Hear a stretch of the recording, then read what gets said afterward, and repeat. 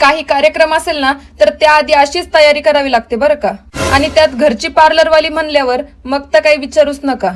असेच सगळ्यांचे मी आयब्रो करून दिले आणि त्यानंतर आहे ना हा पडदा जवळपास 1 महिना झालाय आणून ठेवलाय, पण तो घरातच कपाटामध्ये ठेवला होता लिटरली. त्यामुळे म्हणलं कपाटात ठेवायला नाही, तो दरवाजाला लावायला आणलाय. त्यामुळे मीच त्याचं उद्घाटन केलं आणि लावून टाकलं एकदाचा. आमच्याकडे पूजा होती, एकीकडे स्वयंपाकाची तयारी चालू होती आणि इकडे मी विड्याचे पान बनवत होते सर्वांसाठी. आणि ते काही केलं बसत नव्हतं, त्याची घडी निघूनच जात होती. शेवटी मी त्याला लवंग लावून व्यवस्थित पॅक केलं. फायनली जमलं रे भो.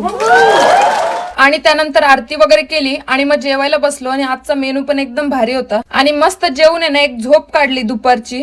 आणि त्यानंतर संध्याकाळी आम्हाला जायचं थोडंसं सामान आणायला. आणि तुम्ही सामान बघू शकता, फक्त एक पिशवीमध्ये सामान आहे आणि त्याचं बिल किती झालंय तुम्हीच बघा. लिटरली 2740 रुपये बिल झालं होतं. आणि एवढं बिल बघून मला आलेलं टेन्शन कमी करण्यासाठी मंदिरात गेले आणि देवाचं दर्शन वगैरे घेतलं. तेव्हा कुठे मनाला जरा बरं वाटलं.